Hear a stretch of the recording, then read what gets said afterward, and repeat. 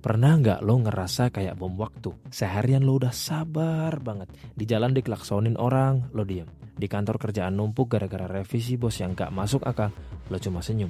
Sampai rumah, tiba-tiba lo meledak. Marah besar, cuma gara-gara kabel charger HP nggak ketemu. Pernah? Kalau iya, lo nggak sendirian.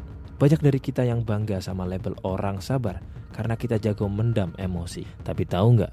Sains bilang kalau memendam emosi itu justru langkah awal buat bikin hidup lo berantakan. Ada istilah populer di kita, sabar itu ada batasnya. Tapi secara psikologi masalahnya bukan di sabarnya, tapi di cara kita menyimpan amarah itu. Hari ini kita bakal bedah habis kenapa amarah yang lo pendam bakal meledak suatu saat. Kenapa olahraga keras malah bisa bikin lo makin galak. Dan gimana caranya punya kepala dingin yang beneran. Bukan cuma pura-pura tenang di luar, tapi mendidih di dalam. Nah, sebelum kita masuk ke tips praktisnya, kita harus sepakat dulu amarah itu normal. Itu respon alami tubuh saat kita ngerasa terancam atau dapat ketidakadilan. Masalahnya, kita sering diajarin kalau marah itu buruk. Jadi kita pilih buat menghindar atau menekan perasaan itu. Padahal secara biologis amarah itu kayak energi. Kalau lo cuma tutup rapat-rapat tanpa dikelola, dia gak bakal hilang. Dia cuma nunggu waktu buat boom. Yuk kita bedah apa yang terjadi di dalam otak dan tubuh lo saat lo bilang gue gak apa-apa kok. Padahal hati lo sebenarnya pengen teriak.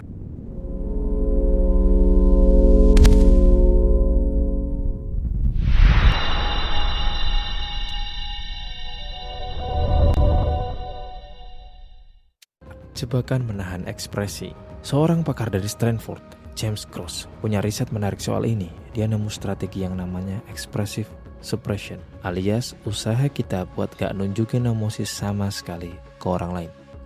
Gini loh, saat lo berusaha keras biar muka lo tetap datar padahal lagi kesel, otak lo sebenarnya lagi kerja rodi. Dampaknya, fungsi memori lo menurun dan kognitif lo jadi lemot. Yang lebih serem, meskipun lo kelihatan tenang, aktivitas fisiologis di dalam tubuh lo kayak tekanan darah dan sistem saraf stres justru melonjak tajam. Inilah alasan kenapa lo bisa meledak gara-gara hal sepele. Kapasitas kontrol diri lo udah habis buat nahan sampah emosi yang lama-lama makin menumpuk. Orang yang hobi mendem amarah biasanya punya kualitas hubungan yang lebih rendah dan sering ngerasa gak bahagia. Mitos olahraga dan katarsis. Loh, tapi kan ada saran kalau lagi marah mending dibawa olahraga, pukul samsak atau lari kenceng biar plong. Hati-hati, ini mitos besar yang dibongkar sama riset dari Ohio State University. Brad Bushman nemuin kalau aktivitas yang naikin gairah fisik kayak jogging atau mukul barang justru nggak efektif buat nurunin amarah. Kenapa? Karena amarah itu tandanya detak jantung lo lagi tinggi. Kalau lo lari kenceng, detak jantung lo makin tinggi. Otak lo malah dapat sinyal kalau energi marah ini harus dipertahanin. Ini namanya arousal transfer. Bukannya tenang, lo malah makin panas. Terus olahraga apa yang benar?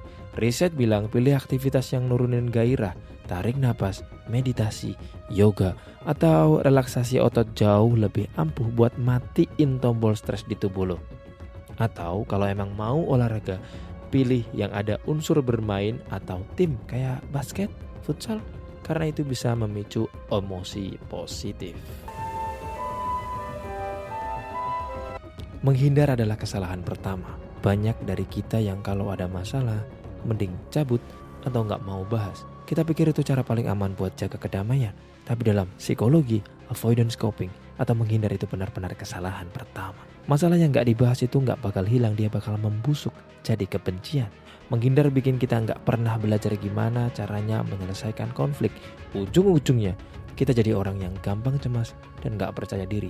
Kadang kita emang perlu jeda sejenak buat tenangin diri.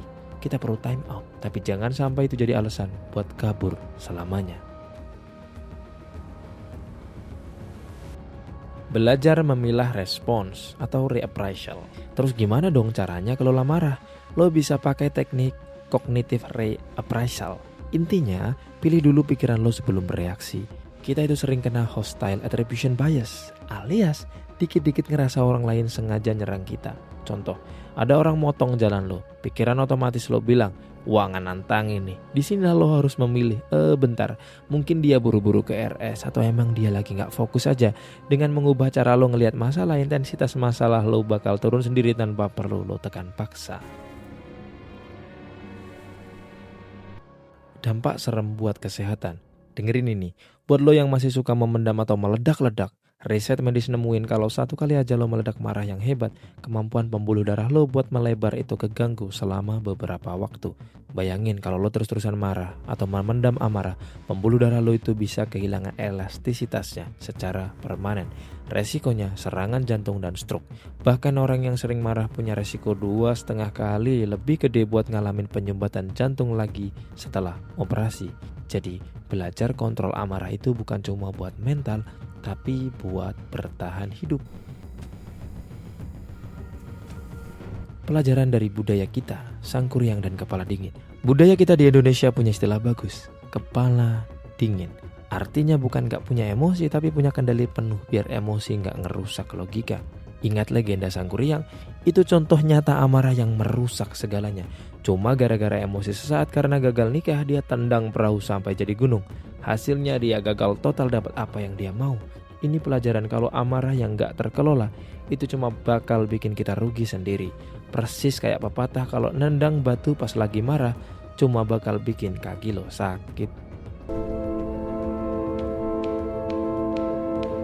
Konklusi, jadi apa kesimpulannya? Mengelola amarah itu bukan soal jadi orang yang enggak pernah marah, tapi soal gimana kita ngeresponsnya. Ingat 3 langkah ini. Pertama, turunin suhu tubuh dulu. Jangan langsung lari kencang atau teriak, tapi ambil napas, duduk, atau kalau perlu ambil air wudhu lah. Minimal sekedar cuci muka juga boleh. Yang kedua, pilih pikiran lo. Tanya ke diri sendiri, ini beneran serangan ke gue atau gue cuma lagi capek aja? Pakai I statement. Kita harus ngebadanin kondisinya. Ini gue ngerasa kalau kayak gini, atau gue kesalnya tuh kayak gini, daripada langsung nyalain orang lain. Yang ketiga, jangan menghindar. Hadapi masalahnya kalau lo udah tenang. Jangan biarin masalah itu numpuk jadi bom waktu di masa depan. Amarah itu kayak penumpang di bus hidup lo. Dia boleh naik, dia boleh berisik di belakang, tapi jangan pernah biarin amarah yang megang setir bus itu. Lo adalah supirnya, dan lo yang nentuin arah bus itu mau kemana. Kalau lo ngerasa video ini bermanfaat, jangan lupa klik like, share ke teman lo yang sumbu pendek atau yang sabar banget tapi mencurigakan, dan komen di bawah. Apa pemicu marah yang paling susah buat lo kontrol? Stay calm, tetap berkepala dingin, dan sampai jumpa di video berikutnya.